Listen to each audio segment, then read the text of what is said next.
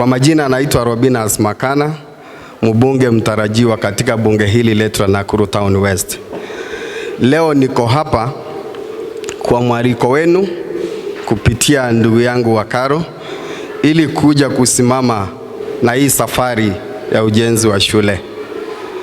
Kwanza, Reverend, nataka kukushukuru kwa maombi yako. Kabla utuombee kama viongozi, kuna yale ambayo uliyoyanena ambao sisi viongozi tunastahili kutilia mkazo sana, hasa sana wakati huu tuliopo.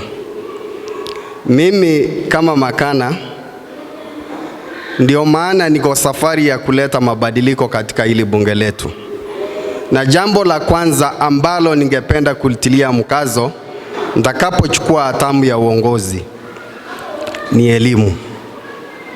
Elimu katika bunge letu imezorota sana. Tunaona msaada wa masomo ambao tunaita basari bila matokeo.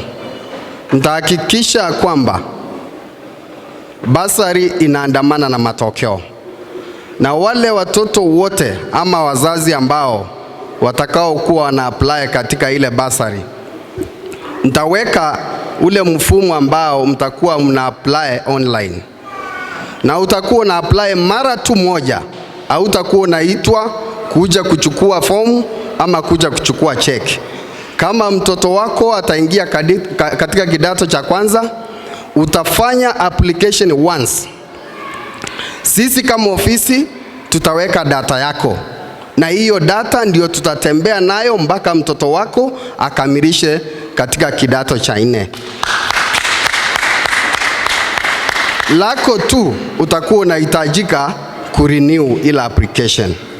Na mimi nitahakikisha kwamba kila mzazi utapata ujumbe kwa simu yako ya kukuarifu ya kwamba mtoto wako amepokea mgao wa pesa fulani, ile basari, na imeelekezwa katika shule ya huyo mtoto. Na hiyo ndio safari tutatembea, na nihakikishe ya kwamba tuko pamoja na walimu katika hizi shule zetu zote ili waweze kutupatia matokeo mema. Niko na furaha, nimeona madamu hapa wa shule, naye pia na warifu uzuri wa kujivunia matokeo mazuri katika hili bunge letu. Mambo ya hooliganism ndio maana imeharibu nchi yetu. Wale watoto ni kwa sababu ya ukosefu wa kazi. Mliona kitu kilitendeka juzi ambao tunaikemea, wakati my party leader His Excellency Rigathi Gachagua, hizi convoy ilifahamiwa wakati alipokuwa anakuja katika hili bunge letu la Nakuru Town West huko Soko Mjinga. Kwa hivyo ni kitu ambacho tungestahili kuwauliza nyinyi wote na pia viongozi, Reverend, mtuweke katika maombi, muweke ili bunge letu katika maombi ili tuweze kupata viongozi watakao dhamini hawa vijana wetu, ili tupate viongozi watakaowezesha hawa vijana wetu wajiondoe katika huo uhalifu. Ili bunge letu liko na more factories and industry, tutahakikisha kwamba tumelipa kipaumbele katika hiyo safari ya kuwezesha hao vijana wetu. Mambo ya insecurity ambayo unajua pia inaumiza wakaaji wa hapa Ronda, nitaiangalia. Mambo ya masoko, najua in devolved government ililetwa katika county levels, lakini mimi kama kiongozi nitahakikisha kwamba soko zetu zote zimesimama. Ukiangalia katika bunge letu la Nakuru Town West, hakuna hata soko moja imesimama. Ililokuwa lile London liligharimu pesa ya wananchi milioni 47, lakini ilianguka. Lilipo hapa Ronda pia munaona mahali ambapo linaelekea.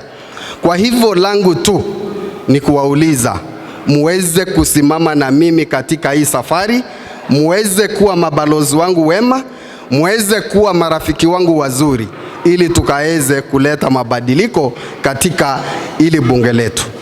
Nimeona ili kanisa letu la PCA Mount Zion, munadhamini safari ya watoto.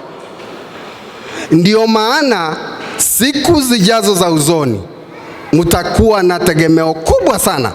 Zile harusi zote zitakazokuwa zinafungwa ni kutokana na hao watoto.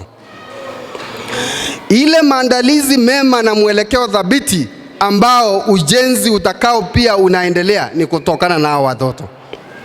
Kwa hivyo letu, acha tuwapatie msingi bora, better religious foundation na better education foundation. With that we can excel.